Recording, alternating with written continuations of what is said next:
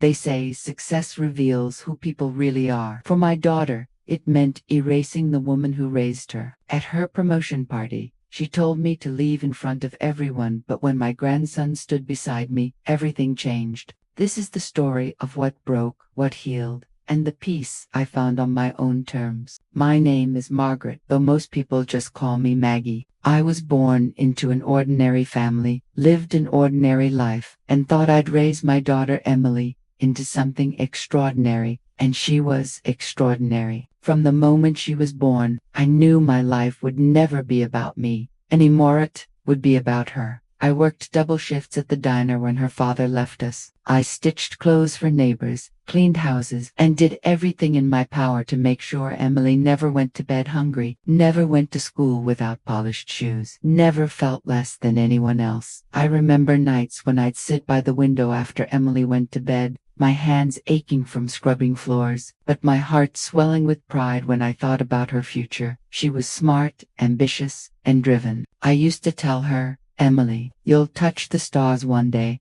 and I believed it. When she got her first job at a big company, I felt like all my sacrifices had finally paid off. She was moving upward in life, and I was proud, so proud that my daughter was making a name for herself. But as she climbed higher, something in her changed. At first it was little things. She stopped introducing me as Mom and started saying, "This is Margaret." She'd correct me at gatherings if I spoke too much. "Mom, don't tell those old stories. Mom, maybe wear something more modern next time." Her tone always carried a sting, but I brushed it aside. Maybe she was just nervous in front of her new colleagues, I thought. Maybe success came with its own kind of pressure. But then phone calls grew shorter, visits became less frequent, and when I'd remind her of the nights I stayed awake helping her study, or the winters when I wore a thin coat so she could have a warm one, she'd grow cold. "Mom, I don't need to hear about that again." Still, I kept showing up, for every milestone,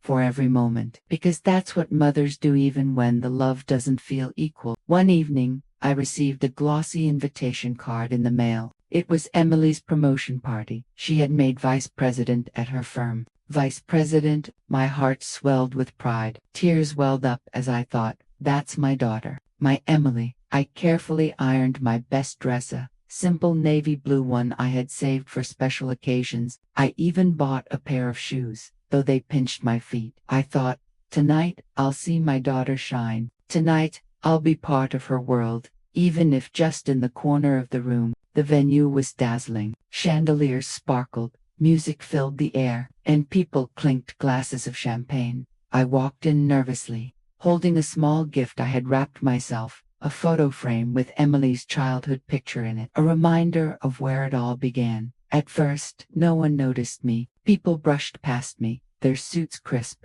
their dresses glittering. I felt out of place, but I told myself, you belong here because you belong to her. Then I saw Emily. She stood in the center of the room, radiant, confident, surrounded by people congratulating her. My heart burst with pride. I stepped forward, smiling, waving. "Emily," I called softly. She turned, her smile fading the moment her eyes landed on me. "Mom, what are you doing here?" She whispered sharply when I reached her. "I got the invitation." "Sweetheart, I wouldn't miss this for the world," I said, handing her the gift. But instead of gratitude, her face tightened. "Mom, this isn't really the place for you." My heart skipped. "What do you mean? This is a professional party. You don't fit in here. Please, just leave before it gets awkward." The words sliced through me. Leave, before I could even respond.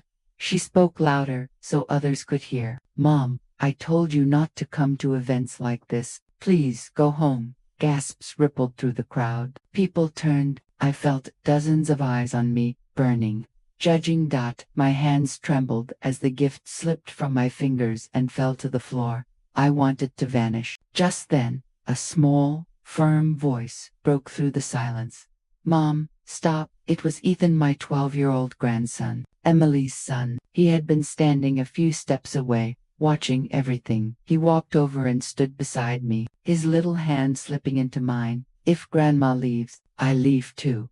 The room went silent. Emily's face turned pale. "Ethan, don't make a scene. No, Mum. Ethan's voice was steady, louder now. Grandma raised you. She raised me to when you were busy working. She belongs here more than anyone.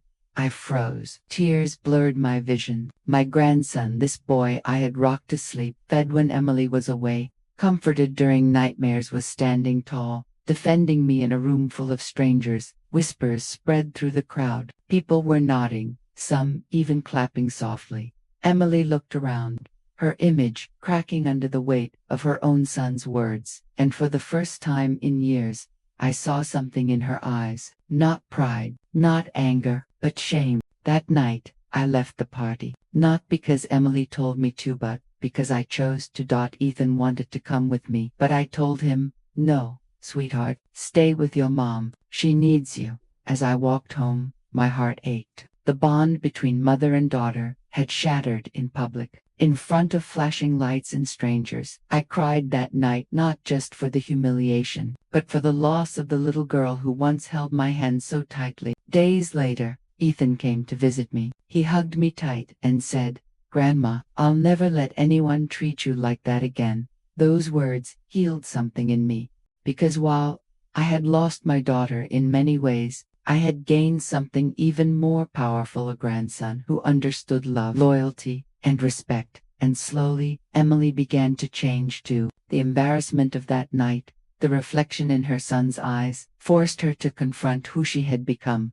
She called me weeks later, voice trembling. "Mom, I'm sorry, it wasn't perfect. It wasn't enough to erase the pain, but it was a start. Today, I live quietly. I spend weekends with Ethan, I drink tea by the window, and I let go of the hurt that used to consume me. Because here's what I've learned. Sometimes success blinds people, but love has a way of opening their eyes again. I didn't need a fancy party to prove my worth. My worth was already in the sacrifices I made, the love I gave, and the strength I carried all those years. And when I felt invisible, it was my grandson's love that reminded me I was never invisible. So, if you've ever felt erased, forgotten, or unseen by your own family, this story is for you.